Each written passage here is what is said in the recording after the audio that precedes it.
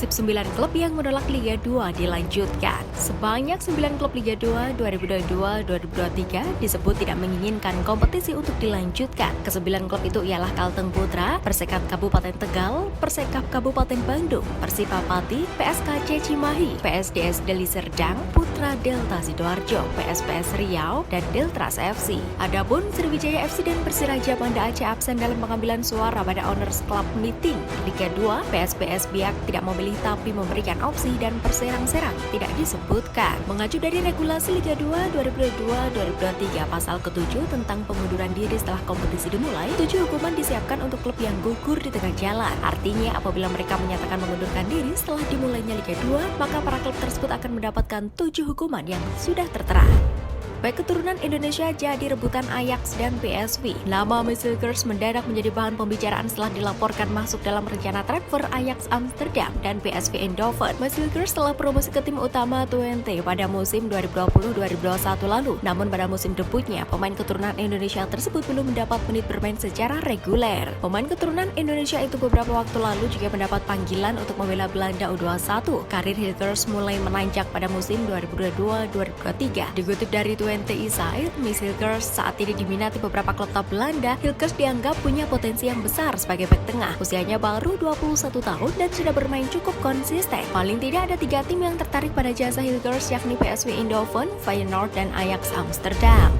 Absen 10 bulan karena cedera. Persis dipastikan kehilangan Fabiano Beltrame. Persis Solo dipastikan harus berjuang tanpa diperkuat bek naturalisasinya Fabiano Beltrame hingga akhir kompetisi BRI Liga 1 2022-2023. Sebab pemain kelahiran Brazil itu harus menepi lama karena cedera. Cedera yang dialami Fabiano Beltrame ini terjadi ketika Persis Solo menjamu Persikabo 1973 pada laga pekan ke-20 BRI Liga 1 yang berlangsung di Stadion Maguwo Harjo Senin 23 Januari 2023. Pada laga ini Fabiano memang hanya bisa menjalani pertandingan selama 17 menit sebab dia harus ditarik keluar oleh tim pelatih karena mengerang kesakitan. Tak kuasa melanjutkan pertandingan, pemain asal Brazil itu lalu ditandu keluar lapangan. Dia pun harus mengakhiri laga lebih cepat karena digantikan oleh Sutanto Tan.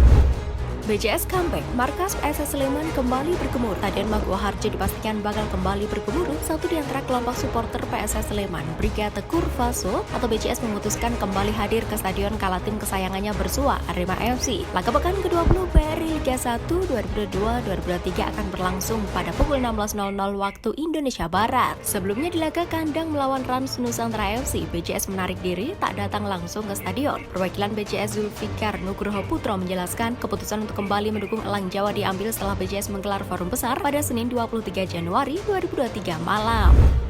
Muhammad Adi Satrio langsung tampil impresif dengan tim barunya. Mantan kiper timnas Indonesia U19 Muhammad Adi Satrio nampaknya berhasil menemukan permainan terbaiknya setelah meninggalkan Persekediri demi berkarir bersama PSIS Semarang. Setelah namanya sempat meredup bersama Persekediri di putaran pertama BRI Liga 1 2022-2023, kiper yang jadi andalan Sintayong di timnas Indonesia U19 ini langsung tampil istimewa bersama PSIS Semarang. Pasalnya Muhammad Adi Satrio langsung mencatatkan 2 kali clean sheet pada 2 penampilan awalnya bersama Mahesa Jenar di putaran kedua BRI Liga 1.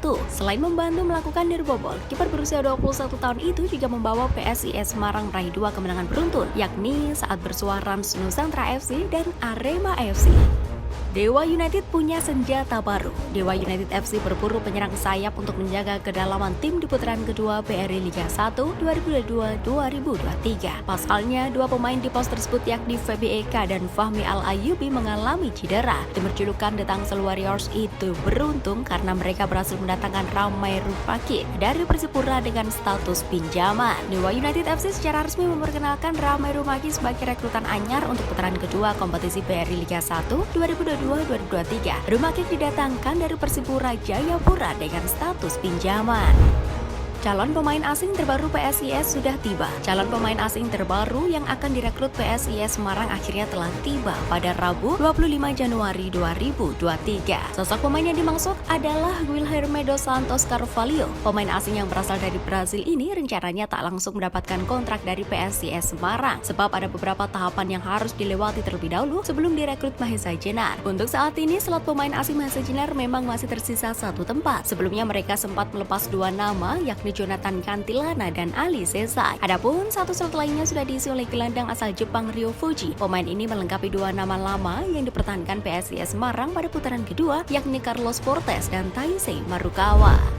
Saine Patinama Sanjung, Egy Maulana Fikri hingga Marcelino Ferdinand. Saine Patinama sudah tidak sabar untuk bisa bermain di timnas Indonesia. Semangat Saine bertambah karena skuad Merah Putih diperkuat pemain-pemain berkualitas. Saine Patinama resmi menjadi warga negara Indonesia WNI pada Selasa 24 Januari 2023. Pemain 24 tahun itu berpeluang membela timnas Indonesia dalam waktu dekat. Saine menyebut timnas Indonesia punya banyak pemain bagus. Saine mencontohkan pada dua sosok yakni Egy Maulana Fikri dan Marcelino Ferdinand.